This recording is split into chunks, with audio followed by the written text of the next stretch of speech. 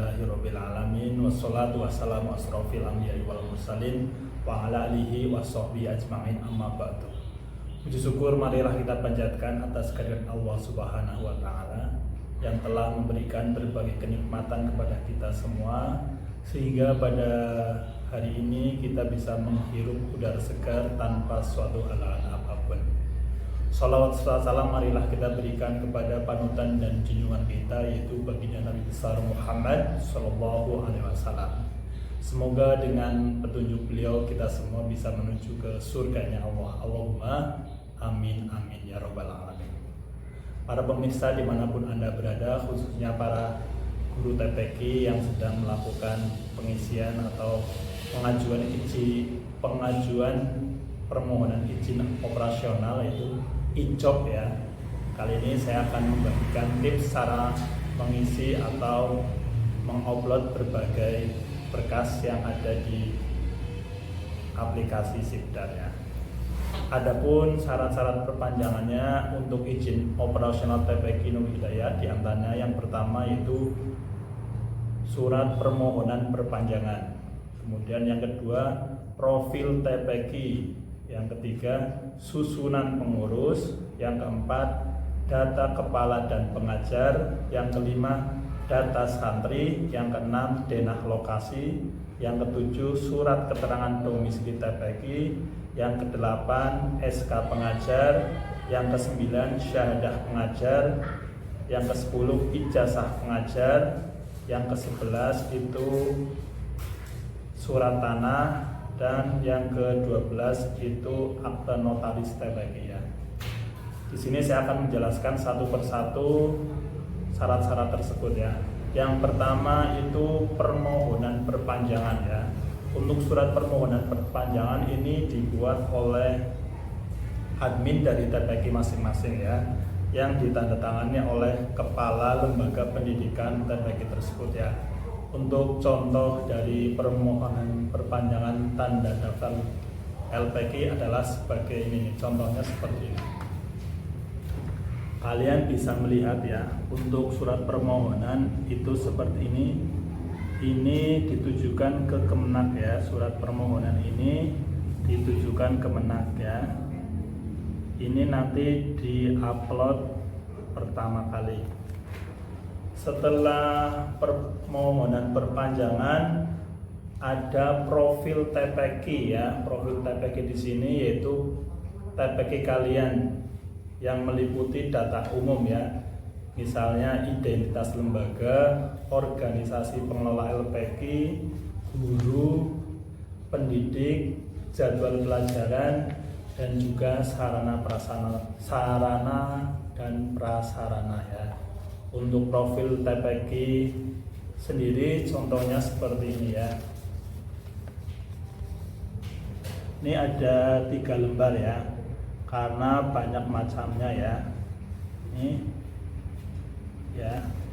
Untuk profil sendiri TPQ nanti ditandatangani juga dan dicap oleh TPQ ya. Profil ini juga nanti diupload. Setelah profil TPQ yaitu susunan pengurus pendidikan taman pendidikan Quran ya.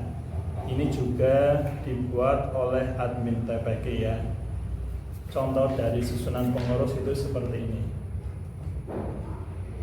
Nah, ini dibuat oleh admin, ditandatangani oleh kepala, dan juga dicap TPQ ya. Setelah susunan pengurus, selanjutnya yang keempat yaitu data kepala dan pengajar ya.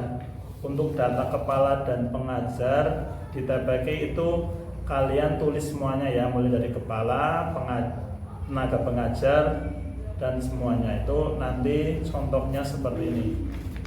Kalian bisa membuat dengan menggunakan komputer ya. Nah, ini ditandatangani oleh kepala dan juga di stempel TPQ. Setelah data kepala dan pengajar, selanjutnya yang kelima yaitu data santri. Data santri ini yaitu santri yang yang mengaji di TPQ ya, baik itu santri putra maupun santri putri ya. Kalian bisa melihat contoh data TPQ seperti ini. Ya, ini kalian bisa lihat santri laki-laki dan perempuan ya. Nah, ini juga berkas yang harus diupload. Ya, untuk selanjutnya denah lokasi ya. Untuk denah lokasi TPQ kalian bisa lihat di Google Map ya. Misalnya TPQ Nurul Hidayah Desa Petir, kalian ketik aja di Google Map tersebut. Setelah titiknya ketemu, terus kalian screenshot atau SS ya denah lokasi. Itu contohnya seperti ini. Ya, setelah ini di SS, kemudian kalian simpen dengan bentuk file PDF. Setelah itu kalian upload ya untuk denah lokasi. Selanjutnya surat keterangan domisili TPQ. Surat keterangan domisili TPQ ini dibuat oleh desa ya. Kalian bisa mentolong ke balai desa untuk membuatkan surat keterangan domisili lembaga pendidikan ya. Untuk contoh dari surat keterangan domisili lembaga pendidikan adalah seperti ini. Nah, jelas ya, kalian bisa lihat ini ditandatangani oleh petugas dari balai desa. Nah, selanjutnya setelah surat keterangan domisili TPQ yaitu SK pengajar. SK ini dibuat ini sejak guru pengajar itu ditetapkan menjadi guru atau pengajar di TPQ ya. SK pengajar dari mulai kepala, guru pengajar, pokoknya semua yang bertugas di TPQ tersebut ya. SK kepala dan SK pengajar ya maksudnya. Contoh dari SK pengajar adalah seperti ini ya. Nah, ini SK yang diterbitkan sejak guru tersebut mengajar di TPQ. Tak lupa juga tadi SK kepala ya. Biasanya untuk SK kepala itu dibuatkan oleh takmir masjid atau di mana TPQ tersebut bernaung, misalnya di masjid ya, itu dibuatkan oleh takmir masjid ya. SK kepala dan SK pengajar. Setelah SK yaitu syahadah pengajar. Apa itu syahadah pengajar? Syahadah pengajar itu seperti sertifikat lah ya. Sertifikat telah mengikuti khatam Al-Quran ya. Sertifikat guru dan juga sertifikat kepala. Maksudnya guru pengajar TPQ itu kan misalnya saya sendiri, saya pernah mengikuti khatam Quran. Nah, itu kan ada sertifikatnya. Nah, sertifikat itu diupload semuanya ya. Dari guru satu, misalnya gurunya lebih dari satu ya diupload semua ya. Contoh syahadahnya seperti ini ya. Ini cuma contoh ya. Nah, ini contoh syahadah pengajar. Setelah syahadah pengajar yaitu ijazah pengajar ya. Ijazah pengajar itu pengajar yang ada di TPQ ya. Misalnya lulusan SMA ya, ijazahnya itu yang diupload ya, yang ijazah tersebut ya. Kalian pasti tahu lah ya ijazah itu seperti apa ya. Untuk ijazah saya contohkan seperti ini ya. Nah, ini diupload dalam bentuk PDF ya. Setelah ijazah pengajar yaitu sertifikat tanah atau sertifikat TPQ itu berada, misalnya kebetulan TPQ saya itu berada di masjid ya, Masjid Nurul Hidayah. Nah, tentunya kan pasti masjid itu ada sertifikat tanahnya. Nah, itu sertifikatnya diupload dalam bentuk PDF ya. Kalau misalnya tidak ada sertifikat tanah, bagaimana? Bisa pakai surat keterangan wakaf dari desa ya. Kalian bisa minta ke desa surat keterangan wakaf tersebut. Setelah surat tanah diupload, kemudian yang terakhir itu ada akte notaris ya, akte notaris pendirian TPQ ya. Nih, kalau di tempat saya itu kebetulan akte notarisnya diplot menjadi satu oleh Kabupaten Banyumas ya. Itu jadi saya tinggal minta ke Kemenak atau ke Batko Kecamatan akte notarisnya seperti apa. Nah, itu yang diupload ya. Setelah berkas semua diupload semua, setelah selesai berkas tadi itu di print atau dijadikan satu, dikirimkan ke Kemenak ya, dalam bentuk dimasukkan ke dalam ini ya, map plastik ya. Ini file-file yang tadi sudah diupload ini seperti ini, surat ada permohonan, profil TPG dan lain sebagainya, itu dijadikan satu, dimasukkan ke dalam map yang rapi ya. Terus nanti kalian bisa menuju ke kantor Kemenak yang ada di daerah kalian masing-masing. Kalau di tempat saya itu di Kemenak Kabupaten Banyumas, itu yang ada di Purwokerto ya. Itu di jalan kalau nggak salah di Panjaitan ya. Nah itu kalian bisa masukkan berkas ini ke Kemenak ya.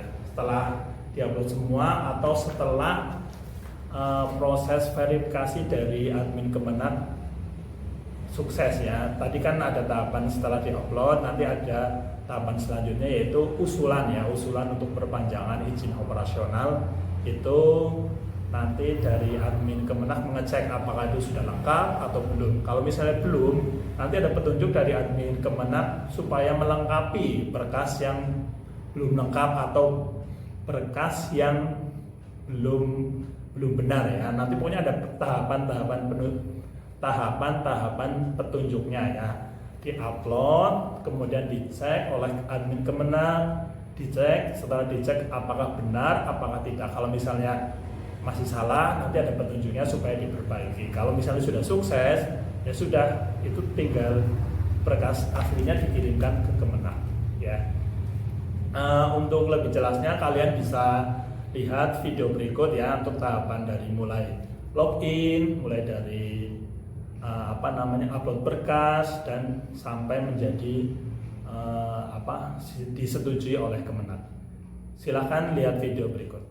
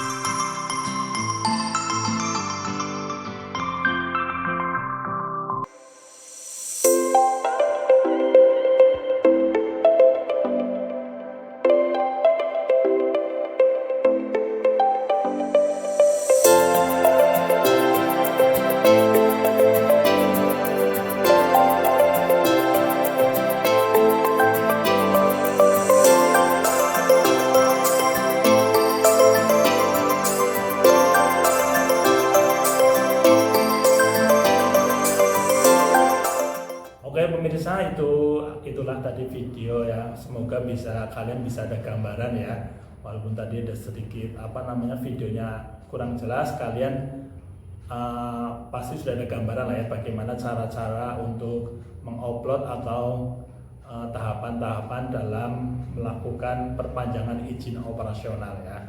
Setelah kalian nanti setelah sukses semuanya, beberapa minggu kemudian kalian akan mendapatkan info lagi ya. Kalian buka aja aplikasi Sibdar dengan email dan password yang sudah kalian dapatkan ya.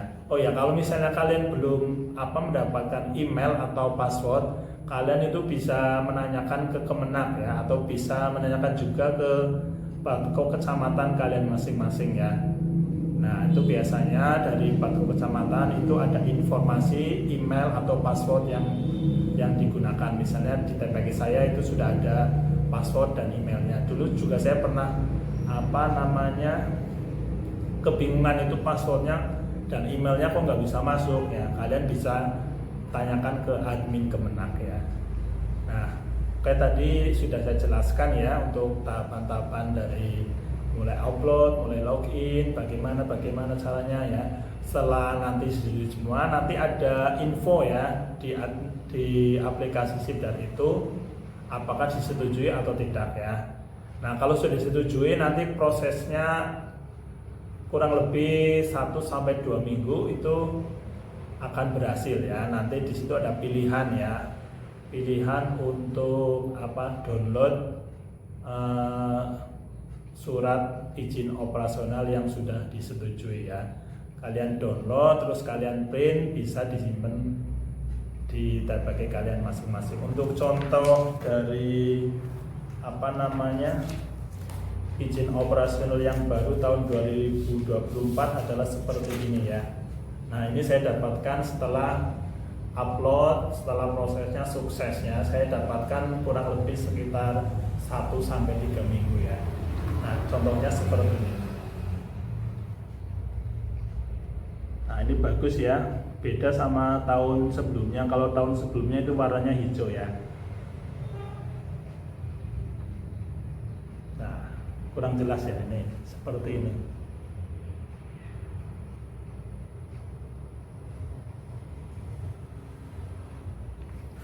Oke, para sahabat TPG dimanapun Anda berada, semoga video itu bisa membantu kalian dalam pengisian Sibdar ya. Deadline kalau nggak salah bulan Desember ini adalah bulan yang untuk ada waktu terakhir ya untuk mengisi Sibdar. Terima kasih, semoga video ini bermanfaat. Wassalamualaikum warahmatullahi wabarakatuh.